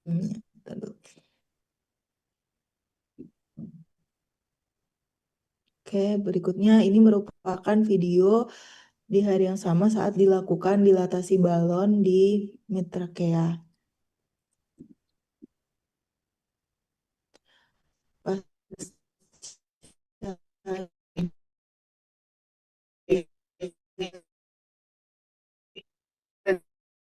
Namun kendalanya karena pasien ini infeksi, Prof. Jadi meminta pertimbangan apakah setuju jika dilakukan itu pemasangan metallic straight stent. Ya, ini Malaysia gitu, Malaysia ya. Jadi memang dia udah lemah gitu. Nggak ada cara lain memang pasang stenting. Stenting yang jadi persoalan kan ada sikatrik ya, bukan sikatrik, ada obstruksi yang infiltratif yang banyak itu gimana gitu. Infeksi itu bisa pasang itu gimana? Baru dipasang stand-nya yang mau yang mana aja boleh sih. Intervensi mana orang intervensi? Keluarkan bronkoskopinya terakhir. Intervensi mana orangnya? Ya, ada Arum, Prof. Arum. Dokter Arum. Fahmi ada ikutan nggak ya? Soalnya, mohon maaf, Prof, saya Nah ini nih, kebetulan stop di sini ya. Ini gimana Rum? Mau diapakan ini kalau pasang stenting tapi masih sumbatnya gini gimana ceritanya tuh? Dokter Mala, Dokter Fahmi ikutan nggak ya? Soalnya DPJP-nya beliau. Ya kira-kira pendapat aja pendapat. Udah dikabarin sih dok sama yang stase ICU. Oh. Memang dari beliau pertimbangannya metalik dok, metalik straight Oh stand. yaudah. Iya, ya izin ya Prof, izin nimbang ini.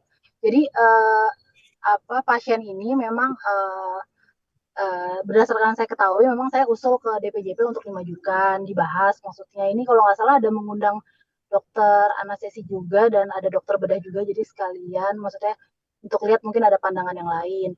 Jadi kalau kita lihat ini memang dari laporan sebelumnya malasianya ini kan cukup panjang ya Prof, kalau tadi laporannya dari trakea proksimal hingga ke distal. Yang kanan sudah stenosis total, jadi udah destroyed, jadi dia hanya mengandalkan yang kiri. Memang penyulitnya sekarang infeksi yang kiri sepertinya memang bertambah ya gitu. Jadi paru yang sebelah kiri itu penyulitnya sekarang mungkin dia sepsis juga sekarang gitu. Terus cuma yang dipermasalahkan adalah tentang jalan nafasnya. Saat ini kan memang sepahaman saya nih pasiennya kompos mentis di ICU, perbaikan secara klinis tapi memang tetap dengan menggunakan saat ini dengan ETT non kinking ya, dimasukkan ke bronko utama kiri, jadi ngamanin yang sebelah kirinya. Nah memang selanjutnya mau seperti apa gitu. Jadi kalau dari saya sih sebenarnya kalau memungkinkan dipasang lagi tracheostomi cup yang panjang seperti yang sebelumnya dok, tapi mungkin yang lebih besar ukurannya yang kira-kira memang harapannya juga bisa menyangga si struktur trakea tersebut gitu maksudnya gitu. Jadi dan yang kedua tidak gampang ngeplak atau granulasi gitu. Jadi harapannya begitu, itu yang pertama sih Prof. Rasa-rasa itu yang yang tersafety untuk pasien. Kalau yang pilihan yang lainnya kan yang invasif, misalkan trakeoplasti. Cuma rasanya kalau trakeoplasti sepanjang itu agak sulit juga, dan kalau memang iya mungkin harus join ECMO juga saat tindakan gitu. Jadi kayaknya cukup high risk. Nah, pilihan yang ketiga adalah dengan pemasangan stent. Secara literatur stent untuk metalik ada tempatnya untuk dilakukan pada lesi jinak, contohnya adalah TB. Tapi memang ya beberapa penelitian menyatakan bahwa itu kayak last option lah gitu. Jadi opsi terakhir yang memang kalau prosedur yang lain tidak memungkinkan karena risiko granulasi yang tinggi, risiko untuk migrasi, sama sulit kalau misalkan nanti kita mau revisi gitu. Sedangkan struktur dari traknya sendiri tadi kalau dari yang rigid stand-nya aja itu gambarannya sudah sangat granulasi. Jadi kebayang nanti kalau udah ada stenting di situ, kalau ada masalah, sulitnya adalah kita tidak punya istilahnya jalan nafasnya cuma satu nih sekarang dia yang sebelah kiri gitu. Takutnya ntar kalau misalkan ada apa-apa, kita nggak bisa berbuat banyak gitu. Jadi kalau dari saya sih usulnya yang tadi pilihan yang pertama dok. Ya oke. Sebenarnya prefernya yang pertama Prof, yang pakai cup tracheostomi yang panjang. Sebenarnya itu Prof. Gitu. Oke. Terima kasih. Bedah gimana komentarnya Bedah? Ya dok, ya Prof, ini kebetulan memang pasien saya juga Prof. Jadi pasien ini tuh sebelumnya kan dirujuk dari Jogja ya dengan stenosis di trakea dan bronkus. Menjadi masalah pasien ini itu selain stenosis juga ada destroyed lung yang sebelah kanan, dan destroyednya ini sudah sangat beratnya. Udah terjadi shunt nggak? Kenapa? Udah jadi ada shuntingnya udah terjadi gara-gara destroyed itu. Ya. Udah ini kalau lihat di foto apa di foto toraknya ini jantungnya udah pindah ke kanan, Prof. Jadi parunya itu kanan sama kiri hemitoraksnya itu cuma satu paru, cuma paru kiri aja tuh yang hiperinflasi. Hmm. Saking ininya ini saking jeleknya paru yang sebelah kirinya, paru yang sebelah kanannya. Nah, kemudian ketika dikerjakan itu kemarin akhirnya kita lakukan ini tracheostomi untuk mengaman RW-nya, dan waktu tracheostomi pun itu sudah saya usahakan sebawah mungkin ya, sudah sangat dekat dengan thoracic inlet-nya. Itu pun kelihatannya trakeanya masih stenosis. Jadi waktu itu dipasang dengan menggunakan tracheostomi yang ukuran 7,5 atau 7 waktu itu pun ini masih susah masuknya, masih harus dipaksa. Jadi memang ukuran tracheostomia waktu itu tuh udah maksimal juga. Kalau mau diperbesar lagi nampaknya juga sudah susah itu. Dan kalau mau di tracheoplasti ya itu yang masalahnya yang stenosis tuh besar sekali, besar panjang sekali dia dari dari bronkoskopinya tuh kelihatannya kalau misalkan kita reseksi terus kemudian di anastomosis tuh nggak ketemu itu trakeanya kalau mau di trakeoplasti. Oke, jadi opsinya yang pertama ya, Iya, pasang yang panjang. Ya. Itu kayak opsi untuk mengurangi itu steroid, disuntikan steroid di sana nggak bisa ya, Rum? Nggak bisa, Prof. Itu kalau ngelihat fotonya sepertinya udah yang ngeplek gitu ya, Prof. Ya maksudnya pas tadi yang videonya aja gambar rigid scope-nya maju mundur aja dia ngikut, Prof. Gitu maksudnya. Jadi udah nggak intak lagi di posisinya gitu. Jadi udah nggak ada tempatnya sih, Prof, menurut saya. Ya udah, kita lakukan yang opsi pertama, tapi kasih tahu pasien masalahnya gitu, ya. Oke. Ya, oke. Silakan. Jadi opsi pertama yang dipilih. Apa tadi opsi pertamanya? Siapa yang majuin tadi ini? Baca. Apa tadi? Apa? Untuk dipasang tracheostomi lagi, Dok, tapi yang kanan lebih panjang atau lebih besar. Kanan yang lebih panjang ya.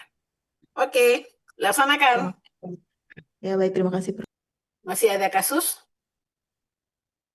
Ada, Prof, satu lagi, Dok. Satu lagi, Prof. Silakan. Atas nama Tuan JA, 19 tahun dari RS Persahabatan UI dengan tumor mediastinum, DD kanker paru kanan belum tegak jenis, T4 N2B M1A stage -4A PS1 DD nekrosis paru dengan hemoptisis dengan mendengar diagnosis dan tata laksana selanjutnya yang akan dibawakan oleh Dr. Dana. Silakan, Dokter. Baik, Assalamualaikum warahmatullahi wabarakatuh. Selamat sore, Prof. dan dokter sekalian. Membawakan laporan kasus laki-laki usia 19 tahun, suku Sunda, scoring faktor risiko 15, risiko sedang, alamat di Tangerang Selatan, BPJP Dr. Faiza Hatim, spesialis paru. Keluhan utama batuk darah sejak 4 hari, kemudian diagnosis tumor mediastinum DD kanker paru kanan belum tegak jenis, T4 N2B M1A, stage 4A PS1, DD suspek aspergilloma paru kanan. Dengan komorbid TB pada tahun 2023, masalah penegakan diagnosis.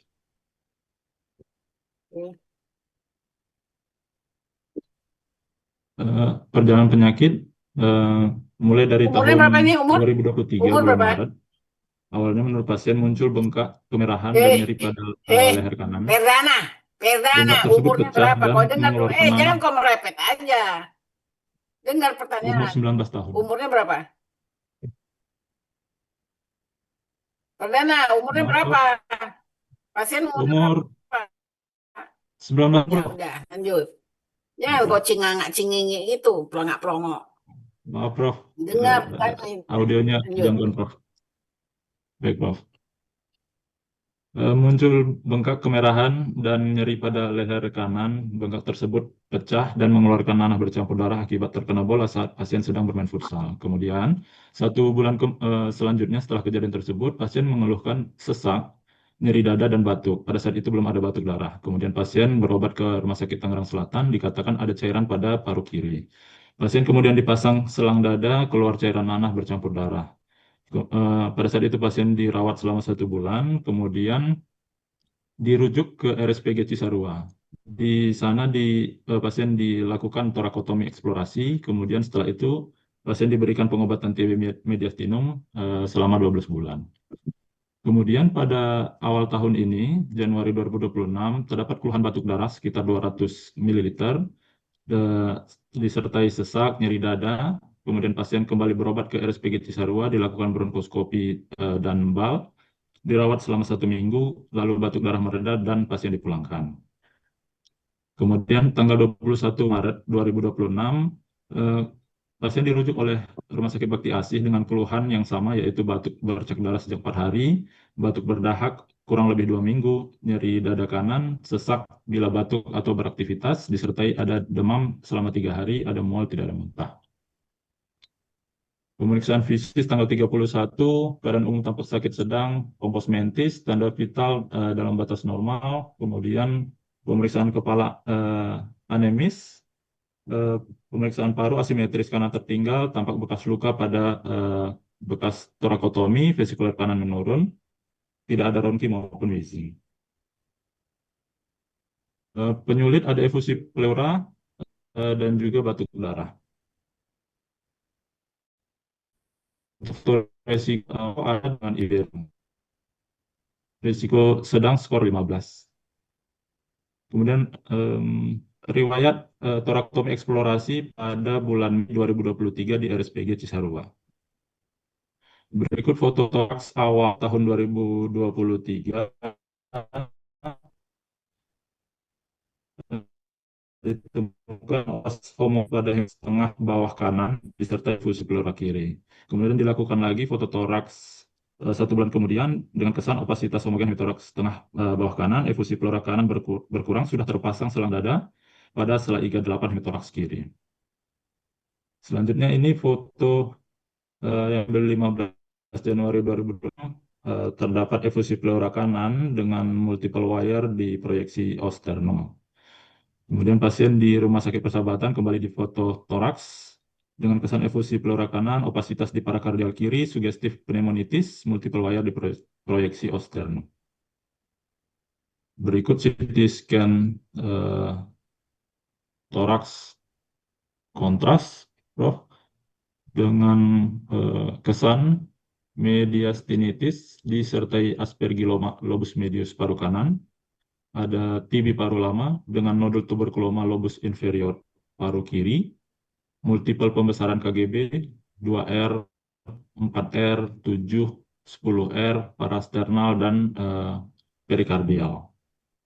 Terdapat efusi pleura kanan disertai atelektasis opresi paru kanan di sekitarnya, dan juga efusi pleura kiri minimal.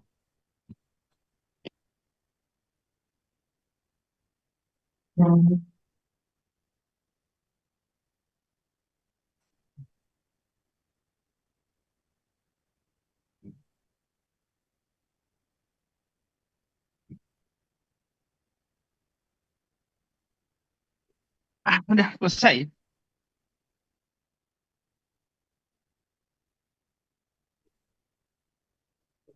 Yuk, lanjut. Baik, Prof. Ini riwayat torakotomi di RSPG Cisarua, laporan operasinya. Dilakukan sayatan torakotomi mediana, sternum dibelah dengan sternal show, kemudian manubrium sulit dipisahkan karena jaringan fibrotik yang melekat di bawahnya, jadi infiltrasi tumor. Tampak massa tumor mediastinum di lateral dekstra dari mediastinum, batas tidak tegas. Menginfiltrasi jaringan sekitarnya seperti lemak dan perikardium, diputuskan hanya melakukan biopsi saja. Kemudian dilanjutkan sayatan torakotomi lateral, tampak pleura parietal dan visceral menebal secara lokal di rongga pleura bagian inferior pus minimal. Dilakukan dekortikasi, tampak parenkim paru yang rapuh dengan vokal-vokal nekrosis di sekitarnya. Ini bronkoskopi yang dilakukan di RSPG Cisarua pada bulan Januari 2026 dengan hasil kesimpulan tampak mukosa edem di LM dan LBKA. Diperiksakan TCM, MO, biakan jamur dari bilasan. Selanjutnya pada hari ini dilakukan bronkoskopi lagi siang ini, Prof. Namun belum ada fotonya. Ditemukan di sini mukosa edematos dan sekret mukopurulen di LM dan LBKA. Dilakukan biopsi forceps dan bilasan. Diperiksakan histologi, biakan MO, biakan jamur, TCM, BTA, sitologi, dan histopatologi biopsi. Berikut ini hasil patologi anatomi yang diambil dari TTNA core biopsi CT guided pada Kesannya tanggal Pak Jajan, 30. aku baca ini kesannya apa? Kesannya gambaran histologik dapat merupakan bagian dari suatu teratoma matur. Kemudian anjurannya, karena jaringan yang diterima kecil dan adanya komponen imat. Sudah diperiksakan tumor marker, hasilnya hanya LDH yang sedikit meningkat, yaitu 206, lain daripada itu normal. Prosedur dan hasil patologi anatomi, biopsi terbuka, diambil jaringan 1 dari tumor mediastinum, hasilnya histologik sesuai dengan hiperplasia follicle lymphoid reaktif. Kemudian jaringan 2 berlabel paru, histologik sesuai dengan jaringan granulasi. Kemudian yang ketiga dengan label pleura, histologik sesuai dengan radang kronik xanthogranulomatosa, tidak tampak tanda ganas. Kami diagnosis tumor mediastinum, DD kanker paru kanan belum 3 jenis, T4N2 BM1A stage 4A, PS1, DD suspek aspergilloma paru kanan. Dengan masalah untuk penegakan diagnosis dan tata laksana selanjutnya. Mohon arahan Prof dan dokter. Kalau aspergilloma kayaknya dari radiologi ada fungus bol ada ya? Coba radiologi tadi. Fungus bol. Ada tadi Prof, Ya, ada jadi konsolidasi ya diagnosisnya tegak satu. dengan kavitas dan ada gambaran opak di dalamnya Prof. Di paru kanan tadi Prof ada. Jadi fungus bol pada bekas TB. Nggak ada DD-nya sih itu diobatin. Terus tadi nampak teratoma, dari mana ceritanya ya teratoma? Ini jelas bekas TB ya? Iya Prof, bekas TB. Iya. Terus bekas TB sih ya. Kemudian yang kedua, tadinya OAT-nya berapa lama sih sebelumnya? Dapat OAT 12 bulan Prof. Terakhir kapan? 2024 Prof. Nah, udah lama kan? Coba. Jadi yang pasti aspergilloma, fungus bolnya itu diobatin. Bekas TB-nya bisa jadi TB kambuh atau dibuat jadi tuberkuloma gitu. Itu aja sih ini ceritanya si pasien. Yang bedah tadi jangan dibilang torakotomi dong, kasih apa itu double king atau apa ditulis atau hanya VATS atau apa gitu. Kalau torakotomi harus jelas apakah lobektomi apa-apa gitu harus jelas ya. Oke. Jangan kesannya gitu dia udah pernah dioperasi padahal cuma ngambil bahan kan, jadi itu bukan torakotomi. Oke. Perbaiki dalam kondisi kayak gini nanti tanya sama infeksi masih mau ngasih OAT, tapi yang pasti OAJ, obat anti jamur dikasih. Oke. Nanti ya kita lihat prosesnya. Untuk TB kamu konsul ke bagian ini infeksi ya. Baik Prof. Ya, karena 2024 kan udah 2 tahun ngasih OAT kayaknya hal lain yang berkaitan dengan TB apa yang kuat? Kalau mengharap itu ada dari sputum BTA atau TCM pastinya negatif karena bentuk tuberkuloma itu jarang yang positif sih. Prof, izin Prof. Ya. Kalau dilihat dari gambaran ronsen torak, kemudian terakhir di CT scan-nya sepertinya tampak ada terutama di tahun 2023 Prof. Itu jelas banget seperti tumor mediastinum Prof. Memang kalau dilihat di CT scan terakhir tampak konsolidasi, tapi juga curiga aspergilloma Prof. Kalau aspergilloma nggak curiga lagi, udah ada fungus Ya. bol, itu udah pasti itu paru fungus bol, gitu ya diobatin. Ini apakah teratoma itu yang perlu ditindaklanjuti gitu. Teratoma dalam Dari PA, Prof. Nah, ya silakan PA. Ya, jadi kami menerima biopsi Prof. Jadi yang mengandung ada unsur tulang rawan, ada unsur epitel torak bersilia, dan juga kami menemukan pada biopsi itu ya ini seperti di gambar ya, jadi ada komponen ada jaringan lemak matu, ini ada asinus kelenjar. Kalau secara keseluruhan kita melihat seperti jaringan pankreas, Prof. Dan juga kita melihat ada tulang rawan. Kalau secara mikroskopik, walaupun ini kecil, ini sesuai dengan komponen teratoma pada yang kita terima ini matur, Prof. Jadi kami mau tanya ke teman sejawat radiologi, apakah ada lesi di mediastinumnya, Dr. Renita? Apakah ini memang ada dua kelainan? Tadi kan ada fungus bol di paru, tapi bagaimana dengan mediastinumnya? Karena kami menemukan unsur-unsur yang sesuai dengan teratoma, karena ada dua unsur germinal yang ditemukan. Jadi ada alloderm dan juga mesodermnya. Dari CT scan tadi memang ada konsolidasi dengan bentuk yang udah nggak karuan, ada kavitas dengan halosign-nya, ada fungus bolnya, dan ada air bronkogramnya yang udah memang tidak bagus lagi memang.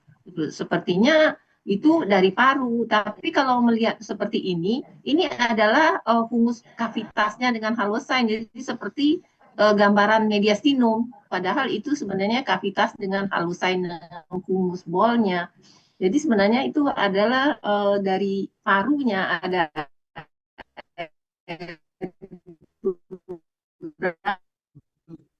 MPM. Kalau marker nggak ada E3 ya teratoma wajar aja kalau nggak ada beta HCG-nya kan. Teratoma biasanya kan campur-campur tuh kalau teratoma. Minta apa? PA.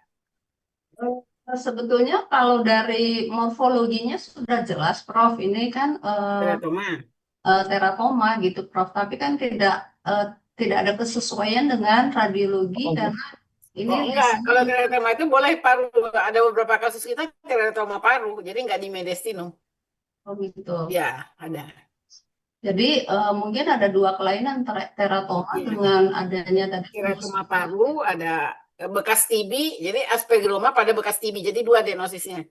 Nah, teratomanya mau diapain bedah tapi nggak mungkin kan. Jalan pertama dulu obatin jamurnya dulu, kita evaluasi sebulan gitu. Apakah mungkin baru dimajukan lagi indikasi nggak untuk debulking? Kalau teratomanya ya ini ganas atau jinak teratomanya? Teratomanya unsurnya matur, Prof, jadi jinak. Jinak ya. Kalau jinak harusnya operasi saja. Umurnya berapa ini? 19 tahun, Prof. 19 tahun. Jadi kamu buat diagnosisnya adalah 1 aspergilloma pada bekas TB, yang kedua teratoma matur paru gitu. Jadi bukan mediastinum. Oke? Baik, Prof. Ya, jadi sementara kamu obatin dulu OAJ dulu gitu. Nanti operasi sebulan, kalau apa nanti majuin ke bedah, pasti operasinya nggak akan terangkat bersih kan, karena kalau teratoma matur terapinya adalah bedah gitu. Nah, bedah gimana komentarnya? Kapan mau kita bedah lagi gitu? Ini belum dibedah loh, cuma ngambil bahan aja kemarin. Iya, ini ada TB-nya, cuma problemnya dia udah negatif belum ininya, BTA-nya. Gimana? Untuk TCM-nya selalu negatif, dokter. Pasti negatif, Riz. Oh, Karena selalu negatif. yang bentuknya tuberkuloma gini biasanya negatif. Ya kalau udah negatif sih sebenarnya bisa udah bisa dioperasi dia. PS-nya berapa sekarang? PS2, Prof. PS1, Prof. PS1 ya. Tapi mau dihajar semuanya repot juga ya. Sebenarnya kalau aspergilloma kan terapinya adalah dibedah juga gitu. Tapi sebelumnya harus masuk dulu OAJ-nya gitu. Jadi ya, sebulan ya kita tunggu, bisa lah ya kalau jinak ya, Riz. Iya, biasanya kalau dia jinak ini slow growing dia. Iya, memang.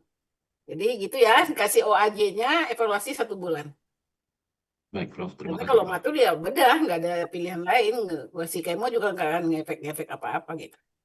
Oke, clear? Terima kasih, Prof. Tenang hatimu. Baik, ada lagi kasus? Alhamdulillah sudah selesai, Profesor. Dokter. Sudah Jadi selesai, Prof. diagnosisnya kamu bikin itu ya, aspergilloma pada ya, suspek. Suspek saya nggak suka pakai suspek. Aspergilloma pada bekas TB. Bekas TB. Kemudian teratoma matur paru. Udah, jadi jelas gitu. Baik, kalau nggak ada lagi, terima kasih atas kehadirannya. Terima kasih, Prof. Semuanya. Ya. Terima kasih Yang semuanya. nggak takut perang, September ada World Lung Cancer ya di Seoul, di Korea. Saya sih nggak takut perang, saya mau pergi. Kalau punya tabungan dan punya keberanian, mari kita pergi bersama-sama. Oke? Insya Allah, Prof. Itu PA Insya katanya Allah, Prof. susah dapat izin itu, kata yang muda-muda tuh, Roots. Susah dapat izin katanya. Itu cuma 5 hari kok.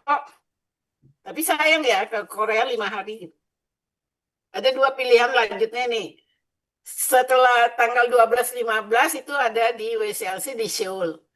Tanggal 16 sampai tanggal 19 ada di Padang. Konas di Padang. Milih mana? Ya pilih aja. Yang aman ya ke Padang aman. Perut aman. Atau ke WCLC. Jangan lupa jalan-jalan. Ya, jangan lupa bahagia nih grupnya. Grup onkologi persahabatan. Sayangnya nggak ada yang sponsori biayanya gitu. Oke, terima kasih sekaliannya. Assalamualaikum warahmatullahi wabarakatuh. Waalaikumsalam. Terima kasih banyak, Prof. Terima kasih, Dokter. Terima kasih dokter-dokter semuanya. Izin live. Gimana?